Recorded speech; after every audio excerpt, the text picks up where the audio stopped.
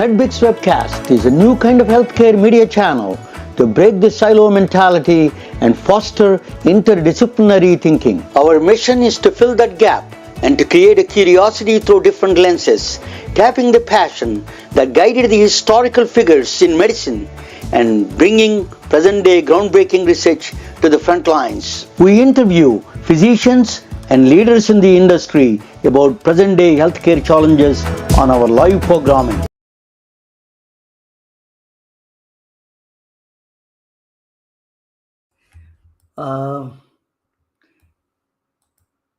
Welcome to the MedBix Webcast. This is Ramana Annamaraju. No, I'm not Albert Einstein. My guest is. So actually, today a lot of people ask me what is my background is. Including my guest. My background is actually I did a master's in physics, parts of nuclear engineering and computer science. I did everything all together. I spent a lot of time in technology side. Physics is my passion. I wrote a book. Science is not a subject. Science must be a lifestyle. I read a book related to medicine and physics, interdisciplinary, a book. It's available on Amazon Kindle. But I started this journey. I've been in healthcare for 30 years. I used to run imaging centers, and I did a physician placement. I did everything you can. I sold several medical devices. So I am quite a broad spectrum background in healthcare.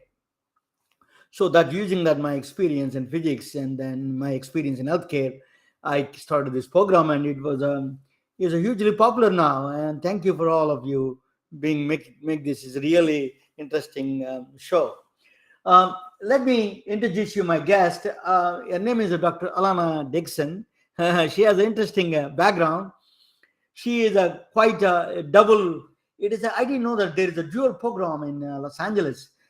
Is a MD from the Keck School of Medicine, UCLA, and then Ph.D. program from Caltech, California Institute of Technology, where Pasadena, where my idol, one of the physics idols, a lot of them are there. She comes from that. She was doing MD. She did MD PhD program. She did a bachelor's in Yale School. She did a bachelor's. Then she went intern in Harvard. Then she studied. She did a 4 years of neurosurgery residency in University of Minnesota. I think Rochester, I guess. So let me bring her to the table. Her name is Alana Dixson. Welcome, Alana. Welcome to MedBix Webcast. I cannot hear you.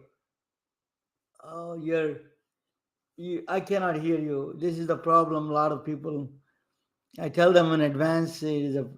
So you may have to change the settings on it, play around with it. So I'm going to, it's going to, you're in a car. Oh. Can you hear me now? Now I can hear you. Okay, come back. Yep. I just had to change the settings there. Okay. Can I see your face? Let us see your face. I don't know why it turned my video around. Yeah, please. No, I see you. Yeah, now it is good. There we go. Yeah. There we go. So yeah, a lot of people, it is a little bit of a complicated. I prefer nowadays everybody wants to do on phones, but desktop is much better for this broadcast. Well, and I have to admit, the water today at Santa Monica Beach is very beautiful. And as you and I discussed, I'm going to be leaving California on Tuesday, actually. So I had to run and jump in the ocean before I got on. Okay. So I apologize. I'm not normally a car, but let me make two corrections because people will be so upset because of the rivalry. So it's Keck School of Medicine at University of Southern California, so USC, and they are big rivals with UCLA. Okay. So if you're in LA, you can't make that mistake. And then the University of Minnesota Medical Centers in Rochester, in Minneapolis, and so I did not finish that residency, but I did a few years of neurosurgery residency, and I'm going back to retrain and finish up residency at some point in the next month here. So very Let us excited. talk about that. So tell me your background. Yeah, Emma, you did a BA in Yale School, Yale University, Yep. right? And then MD, PhD program in Southern California. Sorry, UC. I don't know where it is. UC Davis, I think, right? University of Southern California, USC. Yeah, USC. And yeah, I'm from Atlanta. We are Georgia and Alabama. That's all right. we know. And University of South Carolina, not too far. So on the Yeah. East Coast, people get confused with the other. So, yeah, so I went to Yale undergraduate, so Yale University, Yale College, in New Haven, Connecticut. Did a bachelor's degree in anthropology. I studied medical anthropology there, as well as many foreign languages, lots of science. And then I actually went away from college for a few years. About 7 years, actually, I took off after my undergraduate. I had only intended to take 1 year off and go to do a Fulbright. So I did a Fulbright in Russia in languages and literature. And then I came back and just had the opportunity to work for a startup company. And so I did that for a little less than a year, about a year. But I always knew I wanted to be a doctor. So that was why I had left Russia to come back. I could have stayed there and worked for ABC News. I was working in the news agency at the time. But I knew I wanted to be a doctor. So I came back. And I needed to take a few more pre-med classes, kind of finish that up. And as I was preparing for that, I got this job offer to work at a startup company. And so I did that, and then eventually finished up my pre-med classes at Harvard. Has a really wonderful program for people who are out of school in their extension school. So I had to take, I think, another biology class or chemistry or something like that. So I did that, took some I had already done biochemistry, so I think I took some immunology classes and some other upper division courses, cell biology. It was a fantastic experience, and worked at the medical school there. Got a lot of exposure, and then I was going to start applying to medical school, but I ended up getting hooked up with some folks in the American Indian Association of American Indian Physicians, and some others. I had some great mentors, and through Nick, got an opportunity to do breast cancer and cervical cancer research in Native American communities, and also to do stuff with, at that time, the human genome was being sequenced. And I worked for a small research organization in Colorado that was doing some stuff on that. So I just had this collection of experiences that came up. And I had finished high school young, I went to college young, I finished college very young, and I just felt like, to be a good doctor, I wanted to be mature enough that I looked very young. I looked like I was like 12 when I graduated college. And I just felt like being young and looking young. And I'd had such a privileged experience to be able to be in the Ivy League at that point. Even though I came from a lot more humble background, I just felt like I had such a great, kind of rarefied experience there in the Ivy League, that I wanted to be out in the world and do some other things and grow up a little bit, just gain some maturity. I am quite, Albert Einstein would be jealous of you with your background.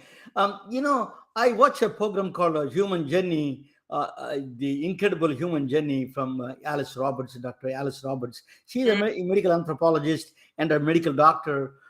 She gave this. She gave a medical anthropology. Gave the first definition of how the humans moved. She gave a chronological order from Africa to the rest of the world. It is a fascinating documentary, yeah. Incredible Human Journey, if anybody wants to look at it. So what is your PhD? You did a PhD in the UC University of Southern California. So what is a PhD about? What kind of things you did the thesis there in Yeah, yeah. Well, so it's kind of neat. When I wanted to go back to medical school, I thought I would do an MD PhD in anthropology. Actually, I was going to get my PhD in anthropology. And in the course of my kind of time off doing research, I had been doing a lot of public health stuff and other things. And I just found that I gravitated towards the basic science components of all of these projects. Some of these breast cancer projects were looking at things like what genotype was associated with more severe, mortality, increased mortality or morbidity from breast cancer, more aggressive forms of cancer. And I was just way more interested in that than I was in the public health aspect of it. And so to make the transition, because I had been doing qualitative research into being able to do more laboratory stuff, I actually did a double master's in nutrition and toxicology. So I went to Columbia University and did my MS MPH. And kind of the secret is that I'm one class away from finishing those 2 degrees, because I ended up applying for MD PhD programs. I had some wonderful mentors who said, you're so interested in the basic sciences. I had a really strong interest in brain development and spinal cord development, and how the body is able to kind of rewire was one of the things that I was interested in. How do you gain function after an injury to your nervous system? How do you kind of rewire that or repurpose other, neuronal pathways to be able to function, so you can walk again, or, use your left side or your right side or whatever if you have a stroke. And so because of that, I had some really great mentors who said, you may be interested in doing your PhD in neuroscience instead of medical anthropology. And as much as I loved anthropology, I took a neuroscience course, actually, graduate level course. And I was like, wow, I'm hooked. I really, really love this. The nervous system is so beautiful and elegant. And it's, stereotyped across different organisms. So we've got the same pathways, different organisms, and it develops in the same way. I knew that I was interested in the embryo and how the embryo develops. And so when I went to University of Southern California, I ended up having, again, kind of just a series of opportunities came up, and I had the chance to work in the lab of Scott Fraser, who had just gotten this massive grant, a genomics grant. And they had started a pilot study with zebrafish embryos. And the whole study was identifying developmentally important genes. And because I was interested in the nervous system, spine and brain, really I wanted to do something on the brain, but the spine, some genes came up in the spine that we were able to fluorescently tag. And what was neat about it is that the pilot study was they had created a genetic tool called a flip trap that was able to essentially tag these genes in such a way that when they were, expressed, the protein would come out fluorescent, and we could see it from essentially when the protein started to get expressed, right? So as soon as that gene turned on, we got to see a fluorescent tagging of where that gene was expressing its action at what time. There's a little bit of a delay, but it's pretty much the right time. So it was really cool. We were able to see, all these different genes in action in the developing zebrafish embryo. And it's a biological imaging lab. So we use microscopes, really high powered laser scanning microscopes, confocal laser scanning microscopes. And zebrafish embryos are clear. So we can see the spinal cord develop in real time. We just plop them down under the microscope, put them in some seaweed, base and agarose space, and they live. So they're alive, and the embryo develops. And, you get to see the spinal cord, you get to see lights turn on, and the spinal cord develops. You see cells migrating. So I was very lucky that I wanted to do my project, again, something fortuitous. I was like going to study another cell type. I'd identified some flip traps, so some proteins that were relevant in those cell types. And then I just happened to see another cell type, and it was interesting, and there was a dogma attached to its genesis and its demise. And I was able to see that dogma wasn't true, and so I studied that. So I was basically in developmental biology, in the division of biology, but it was really a neuroembryology project. So embryo biology is a very new field, and also fluorescence of genes and the fluorescence of cells is also a new field. You're in the forefront of those two extremely developing fields, right? It was awesome. It was probably just an amazing experience. Probably one of the best things I've had the opportunity to do. It is So a great spectator, that you are certainly spectator of a great fields that are developing it right in front of you. So what after that, right now, in what is in the what did you find out in the embryonic biology? What did you figure it out? What did you think? What yeah, happened? well, What so it happened? turned out there's a subtype of a sensory neuron called the Rohan beard neuron. And it turns out that there was this 150-year-old dogma. Rohan beard neurons are born really early. They make the spinal cord tracts, the dorsal tracts in the spinal cord, which are associated with sensory stuff and a little bit of movement, avoiding noxious stimuli, that kind of thing. And the dogma was Rohan beard neurons are born very early. They pioneer these tracks, so they send out their axons and make the tracks. So it's like laying down railroad tracks, and then they die and they completely disappear. And it was this great mystery. What happens to the Rohan beard neurons? There was some evidence that, they died and they sort of disintegrated and all of this different stuff. And it was just accepted. So people really wouldn't even look at them past a certain stage in development. And that was usually around 24 to 48 hours is when they stopped looking at them. Even as early as 12 to 16 hours, depending on, the embryo, but that equivalent in zebrafish embryos. And, so I just was this dumb graduate student who was new to all of this stuff. And I start doing my project, and I was looking at interneurons actually, but in the process, because I was looking at the spinal cord, I saw these Rohan beard neurons. They happen to have the same genes turn on in them as the interneurons. And I kept seeing them. And because the embryo is clear, I could see them. And I could see them for 1 day, 2 days, 72 hours, 96 hours. I got them out to 28 days. And the only reason that I had to stop is because eventually the embryo creates pigment cells that are scattered all throughout the dorsal side of the fish. And so to keep it alive, you just can't see, you have to bleach them, you have to do all this different stuff. And so initially, we kind of I thought, well, maybe it's because we manipulated the genes, maybe it's because of this, maybe it's that. And there is some, there are some of those cells that don't persist, that disappear, but there's a good population of them that stay. And so it's just really cool.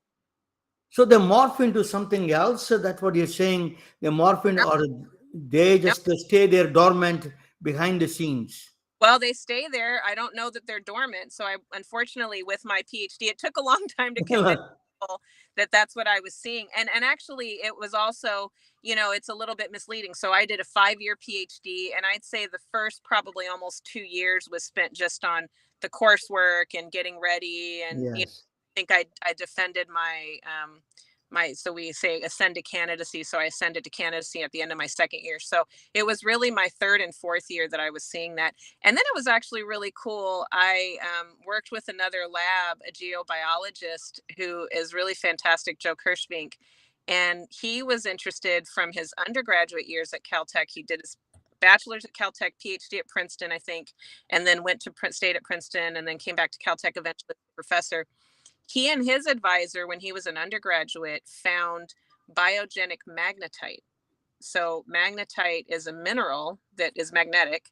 And it turns out animals and organisms do make magnetite. And the little crystals are perfect when they're made by a biological organism. They're consistent every single time because they're genetically programmed to make them. And we were able to find them in zebrafish in the lateral line, which is associated. What is the purpose of those magnets? Well, we think, and there's, The some navigation, probably. They're probably associated with navigation, kind of understanding, spatial, geospatial orientation, and helping. So they're found in birds and bees and turtles and all sorts of organisms. And we think that they're there to help with kind of orienting to the magnetic fields, to north from south and latitude and, all of that stuff. Fascinating, Alana. Yeah. Just one more, just a quick answer. Then after that, I do my presentation. After that, come back and I will ask you about your future plans and gardening and all your hobbies. Let me ask you about the neurosurgery. What do you think neurosurgery? What is the challenges? What are the opportunities and challenges that you realize in the neurosurgery side? That you think that is complex and also same time it is a prohibitive in certain ways. So the challenges, and then what was the other side of it? And the challenges, and what are the advances in the neurosurgery side, and what are the challenges there that you cannot do certain things with the neurosurgery? Yeah. I think the opportunities are, of course, really amazing. We're coming up with lots of minimally invasive and stimulatory, types of things. And I say I'm not, in neurosurgery formally in the same way anymore. But, there's so many opportunities for pain management by putting in spinal cord stimulators. That's just been, that's always been, not always, it's been there for a long time. But now we're looking at using it for chronic pain sufferers, for diabetic neuropathy, which is kind of game changing for those patients in terms of quality of life. There's all of the, stimulators for epilepsy and for, so these kind of invasive, but they're implantable devices, and they stimulate different sections of the brain or the spinal cord to achieve things. So, controlling epileptic seizures, that to helping with Parkinson's disease. There may be some impact on depression and anxiety with some other minimally invasive or non-invasive things that neurosurgeons and neurologists and others might be able to do. So I think, to me, that's one of the exciting things, as well as potentially, obviously, the big story is restoring function in the legs of paralyzed people and Yes. paralyzed limbs with these spinal cord stimulators. So that was something I was actually really interested in. How can we help the body rewire things like the spinal cord to restore function when someone has an injury? I think the challenges in neurosurgery, I think there are a lot. One of them is the way that we're training neurosurgeons. It's very brutal. And so I think a lot of people who could be brilliant in the field and really innovative and really care about patients may not be interested in going because it's still a really hard lifestyle. I didn't mind it. I really loved it. But, I think it's also because it's a hard training program, you're going to get certain people that cannot do it, in the same way. And I don't know. I mean, there's some argument that means that they're not qualified, but I think that at the end of the day, the more brilliant and passionate people that we can bring to a field, the better the field will be. So I think that's one of their biggest challenges, really. Yeah, you are certainly. I can listen to you for hours. You're fascinating to Uh-huh. listen to. I'm going to present this topic, and after that, we come back and ask your entrepreneurship, all your serial entrepreneur you are. And let me present this thing. You and me are going to watch together Okay. this one. Okay, just let me put this on the board. Both of us. Yes. Oh, Okay. This is the story of if the world were 100 people, what kind of a combination would be. This is a story of a professor, a scholar, and a best-selling author who care deeply about our planet. Her books were sold in millions and translated into 28 different languages. This is a woman nobody heard about, like Alana. We don't know Alana. We need to know about. So she's a professor at Dartmouth College. State of the She gave a 1990s. She gave a report called State of the Village Report. She produces something interesting. If the world were a village of 1,000 people, in the village of 1,000 people, there are 5 soldiers, 7 teachers, 1 doctor, 3 refugees. 3 refugees. Can you believe that? That's a big composition there. It is in the 1990s. She gave a report. She's a professor. That inspired some people that it is a combination. If there are 100 people, what would be the combination? Some people extrapolated that one. 78 people would have been placed to shelter them. They have a place to stay, and from the wind and rain. 22 would not. They're homeless people. One would be dying of a starvation. 11 would be undernourished. 22 would be overweight. That is a fascinating statistics. If there are 100 people live on the planet, 50, this is a guess, 50 would be female, 50 would be male, 25 would be children, and there would be 75 adults, 9 out of whom would be 65 and older. 60% are Asian, 60 is Asians out of 100. 16 Africans, 14 people from the Americas, 10 is Europeans. That's a very interesting combination. You see that East is going to dominate. But only one positive thing happened. 65 people out of 100 would be cell phone users. 47 would be active internet users. 95 live in the areas with a mobile cellular network. So the world is fascinating to watch in that sense. Connected world. Her name is Donella Meadows. She is a professor born in Chicago suburbs. She's 1941. She was born and then she died in 2001. She's a PhD in biophysics from Harvard. Very close to Alana's basically background. She was a MacArthur Fellow. She's MIT computer modeling she did. So she spent a year actually what she did was she worked in the MIT with a professor who invented the magnetic tapes. She spent the beginning years of the magnetic storage revolution. Spent a year driving through Turkey, Iran, Afghanistan, Pakistan, India. She spent a lot of time in India and Sri Lanka. So with her husband, she was traveling in a car in all these countries. A fascinating woman in 1960s. So it is a really fascinating to see at those times. She created one of the books she wrote is system thinking. It's a very mind, system health. Dr. Shiva Yudarai talks about system health. She was from the same school. Shiva Donald Meadows is a system thinking. She wrote a book. It is a very how the systems you can. It is all based on computers and equations. She translated those into very personal and professional life. How do you translate that complex equations and computers into the people who you and me can understand it? So what she said that system thinking is whole is bigger than some of its parts. That's a very quantum physics thinking. She did that during that book was very demonstrative of that. The second, I'm going to show you a video. Watch this video that that is a fascinating video. If 100 people live in this world, what happens?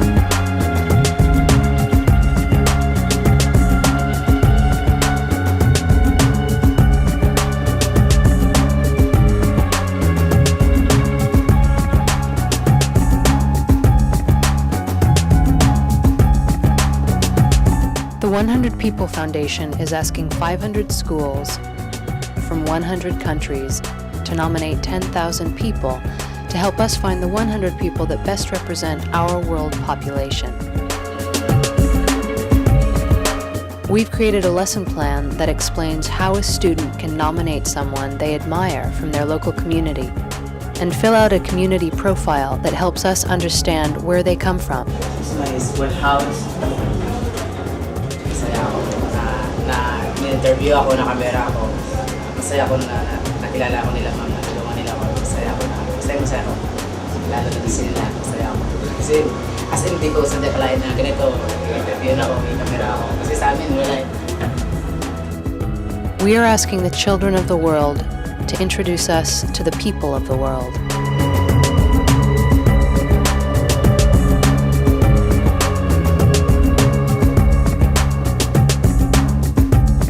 I think this project will really open the eyes of a lot of people that we're not alone in this world. That it'll be good to see how everyone else lives in the other side of the world. Irsi bakala dori dumduma din imirga bora kulmete mefo imdu doro din kaban bora imfai bora kulu imete mefo imfai di yanja asiboni.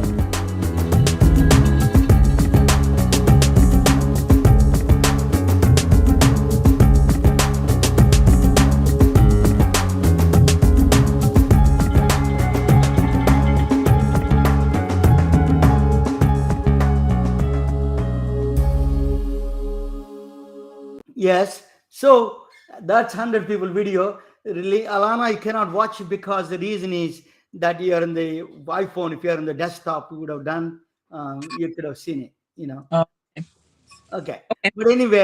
but anyway, that is let me.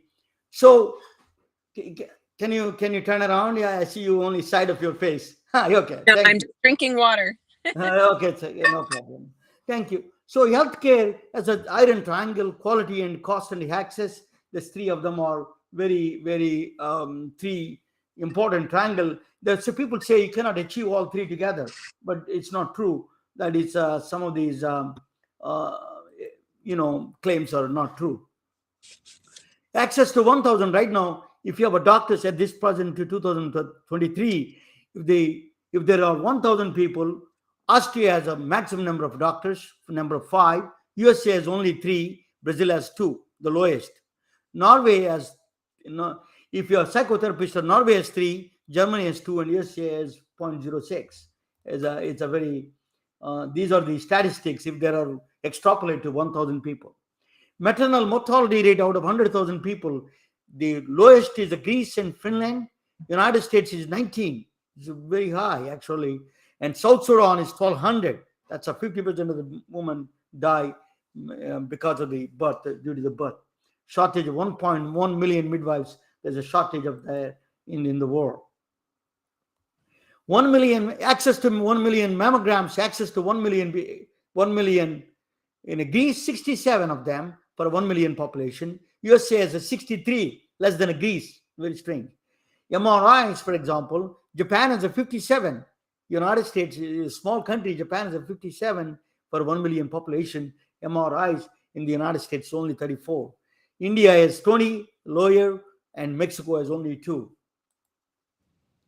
If the quality measures, the effectiveness of the quality measures are effective, say World Health Organization measures the quality of the healthcare, effective, safe, people-centered, timely, efficient, and integrated. All these parameters they check. 8 million people die a year with a poor quality of health. 8 million people die because you get the poor quality of health. It's just our human mistake. There's a quality measures in the USA is inpatient and prevention and patient safety and pediatric care. They do measures in the United States. They do different yardstick they use a different parameters they use. So cost measures in USA is support cost of for the patient and cost of resources. That all the cost is computed that way in the United States. Doctors in the world, 92 million people. Doctors in America is almost 1 million. Nurses in the world is 27 million. And nurses in America is 4 million. It's quite a bit. Yeah, that's impressive, in fact. Mental health professionals in worldwide, 400,000 people. And mental health professionals in the USA is 300,000 altogether, including psychotherapists and counselors and everybody there. So if countries with the oldest population in the world, that not surprisingly, Japan is the oldest population. Italy is the next one. Germany, China are getting older, much older population. India is not there yet, but is on the way. So these are the oldest population in the world. So they need a lot of healthcare, demand of healthcare services. There is a huge demand for healthcare services. Countries with the youngest population, you'll be surprised. Africa, continent of Africa, as the lowest, the youngest population is going to be in the future. We're all going to be older. Only Africa, people with the younger populations in Africa. Nigeria is the number one. Mali, Uganda, Somalia, they're all going to be younger population in the Africa. I think we need to be nice to Africa now. They need to serve us when we get older. So that is the countries. Then Donna Meadows died in 2001. She's an inspiring woman. She wrote a book about these things. Sustainability Institute. She started it. She's a very caring woman, inspiring leader, scholar, writer, and teacher. She's Donella Meadows project is very popular. Donna, you can go to her website, donellameadows.org. It is a very popular. She's really one of the pioneering women. She cared about planet. Yesterday I was listening to this one, Deepak Chopra's talk with Piers Morgan. He said that we are humans sleepwalking to the extinction. That's what he said. That's exactly what we are doing. We have to be extremely careful about what we are doing. So let me bring Alana back and ask her a couple of questions. and then maybe she can shed. Let me ask her. What do you think of the presentation, Alana? I think it was wonderful. I wish I was able to see the video, but I think Danella Meadows sounds like a wonderful person. I've seen the village before, actually. Now that I'm remembering it, yeah. Yes, And yeah, it's a very good. The one of the things is what we are doing to the humanity is right now it is unbelievable, cruel racism, discriminations. They have a rich and poor, and all these humans we're bounded by this planet. We have this unbelievable cruelty among each other. That's what Mhm. it's doing. We are sleepwalking to extinction. That's what Deepak Chopra said. That's a very interesting Yep. thing you mentioned. But Alana, what are you thinking in the present world to survive? What is your passions, and what do you do entrepreneurship wise? What do you do now? What kind of things you love to do? Yeah, well, so I'm just going to try to put my phone on a holder here. May not work. Never mind. I think I can't do it. What do I like to do? What are my passions? So I have a child. I have a young son. He's 14 years old. So I spend time with my family. That's one of the things. Can you But not move? Just can you be steady a little bit? Okay, thank you. yeah. Sorry, I'm just trying to put something away. Yeah, so I spend time with my young son and my husband. I go to church, so those are some, kind of personal family activities. And then because I'm in Los Angeles, in near the beach, a lot. I live part of the year in one state and part of the year in LA. I actually try to go and be outside and do things in nature as much as possible. I garden, so I've been an avid gardener my whole Tell life. me I don't. about gardening. When I was growing up in India, the gardening is a very fun thing to do, and it is a in a school high school activity also. We are losing. We need to really bring that back. It's a lot of therapeutic, and also it is a sustainability process. What do you think of it? I think gardening is healing. I think it's empowering. I think it, helps us to maintain our health in different ways, for young people, but especially I think for older people. Gardening is a physical activity that gets you out in the sunshine, vitamin D. Even if it's cold and windy and rainy, you're still being exposed to the elements. That's healthy for you to be out. You're crouching down, you're standing up, you're lifting things. So it's, all of this, minimal physical activity, but it's constant. So you're moving and you're taking steps, you're making progress towards, something that's different than just sitting on your couch or sitting in front of your computer all day. So I think in that way it's very healing and helpful to your physical body to be healthful. But there's something about being around plants, seeing greenery and then growing your own food. You have control over what goes into your body because you've put that love and attention into the food, and you can grow things. So for me, I have allergies to a lot of things, and I also have preferences.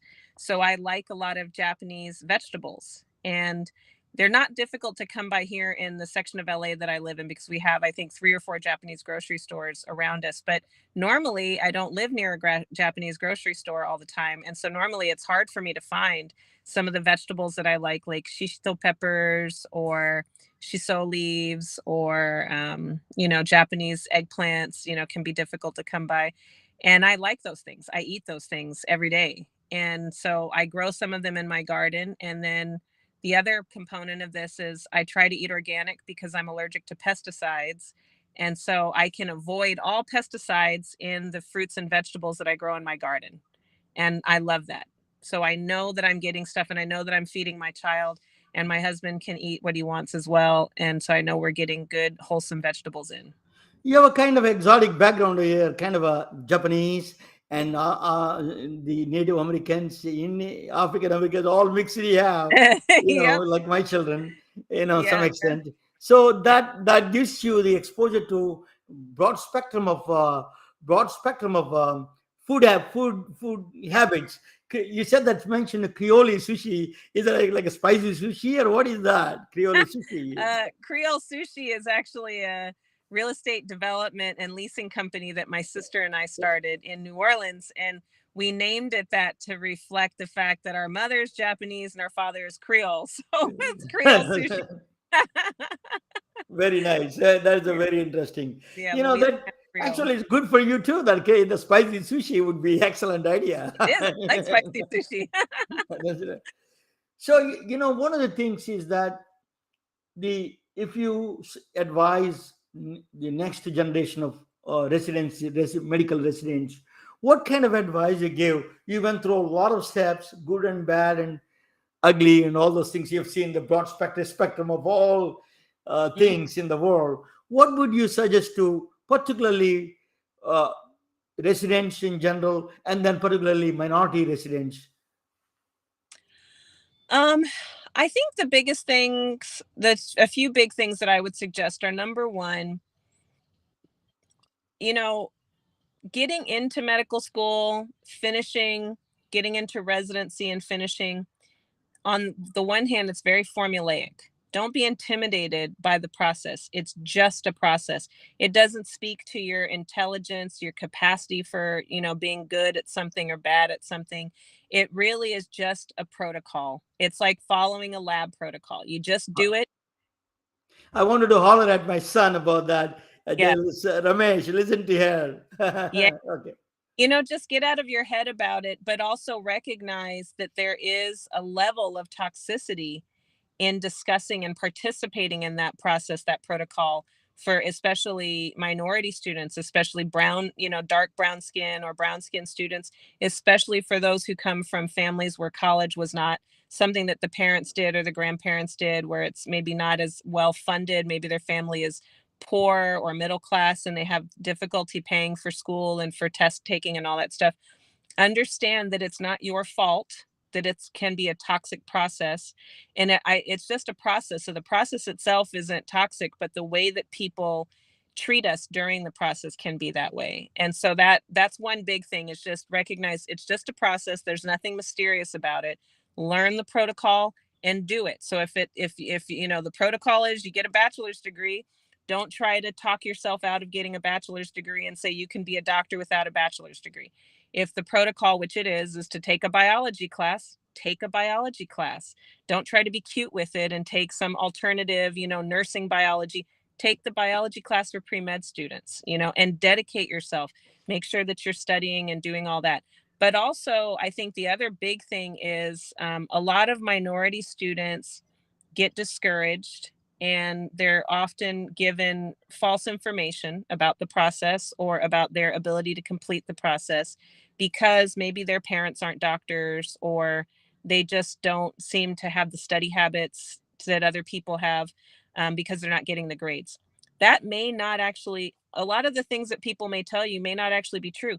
Maybe you're struggling. I went to Yale undergrad, and it was funny, when I was there, they had not created these different tiers of introductory chemistry, general chemistry. The first, class you do usually take was either biology or chemistry. And it turned out that in my chemistry classes, there were people who had already had biochemistry, organic chemistry, physical chemistry. They'd done AP chemistry, they'd taken college level chemistry. And I had only had one high school level chemistry class.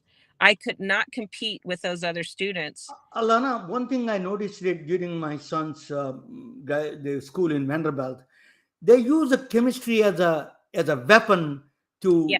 to screen it out all the medical Yeah. students.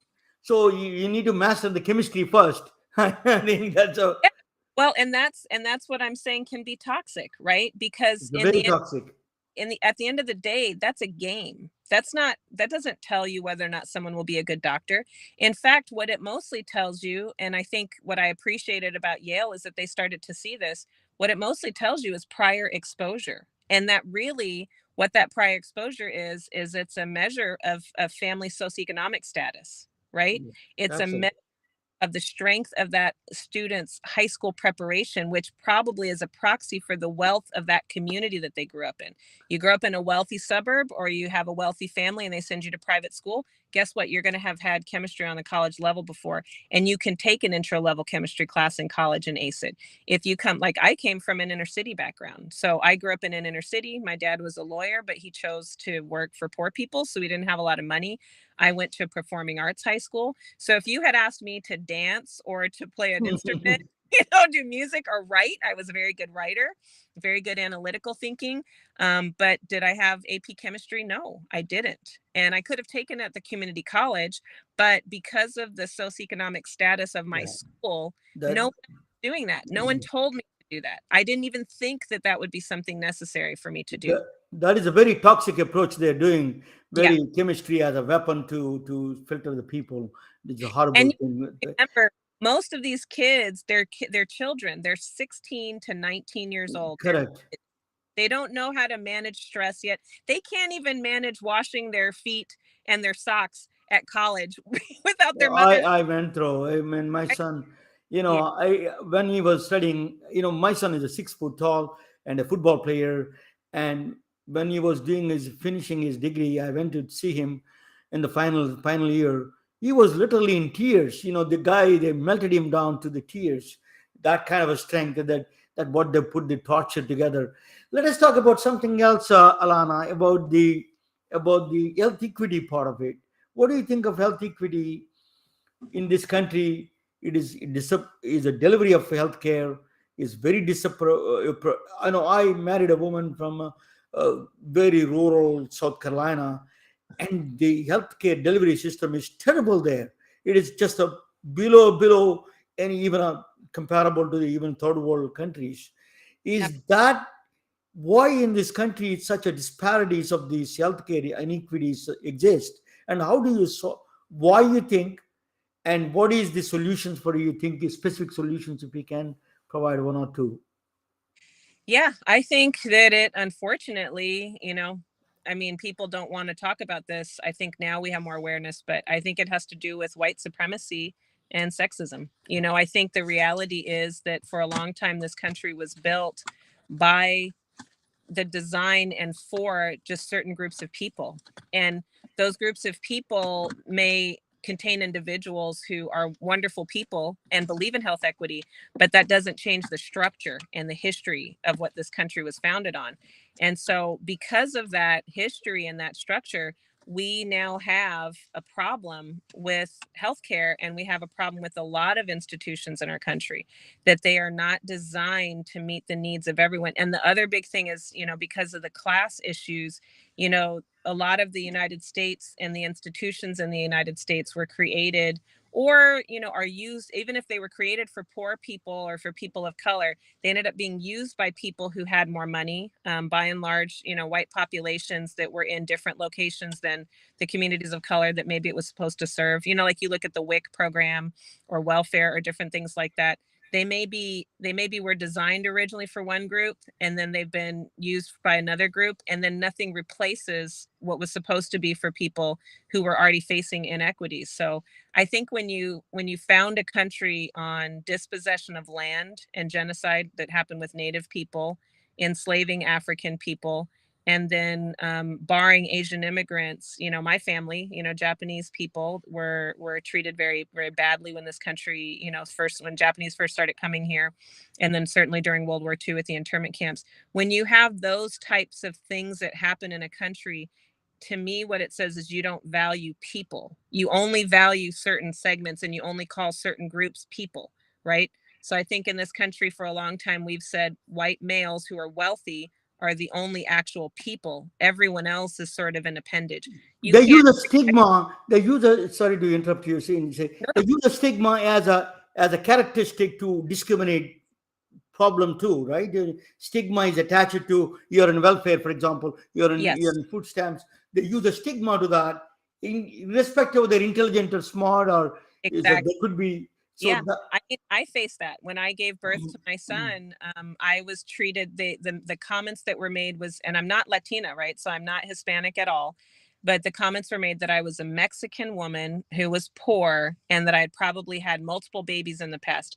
And in reality, I had some difficulties with giving birth to my son. I had an emergency C-section. I hemorrhaged for a long time, and I was actually in heart failure. And I ended up gaining about 30 pounds, 20 of them in the last trimester, which is unheard of.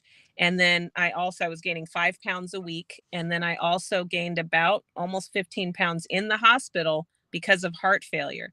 And that was a missed opportunity to treat my heart failure because I have a family history of heart disease. So it turns out we gain some weight, our heart starts to fail. So that happened with me during pregnancy.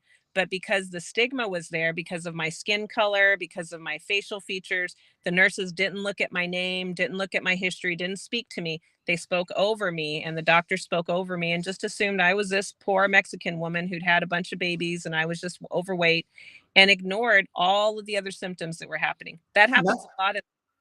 Now that they're extending the stigmas to the poor whites also, a lot of they're discriminated. It is just a brutal way that controlling the corporations. And that's why I say, I think there's the class component, there's the gender component, and there's the race component. And I think the truth is that even though I think many doctors are wonderful people, many healthcare administrations are, composed of wonderful people, but when you design a system that's only for one group of people, that system's going to have bias built within it. Not only bias, it is deemed to fail eventually. Exactly. That is going to end up in an extinction. Probably it's a suicidal extinction. We're asking for a suicidal of humanity. Yeah, absolutely. Thank you so much. It's truly an honor and a privilege to talk with you, Alana.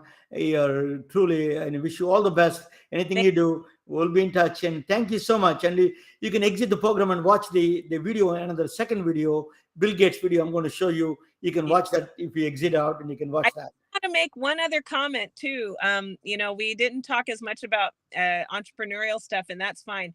But I wanted to make a plug for that people like to talk about work-life balance, but I think you have to do things that spark joy and that bring you health every day, no matter how busy you are, no matter what your obligations are, you have to do it. And so today, and I want to apologize again to you and anyone who might view this, that I'm a little less formal than I would have been because I took the opportunity to go and jump in the ocean. But, I've spent a lot of time not doing those things. When you become a doctor, and especially when you're a surgeon, you defer a lot of things. And one of the things that I've realized is, I gained a lot of weight from stress. So I'm losing that weight now. My hair went gray recently, prematurely. And I think, what's so important is you need to spend time on those things that bring you something in your life that you can hold on to and that spark joy. And that might just be 1 minute out of the day. So I saw that the ocean looked beautiful. The weather was nice. I had the clothes in my car and I said, you know what? I've got an hour and a half. Let me go jump in the water.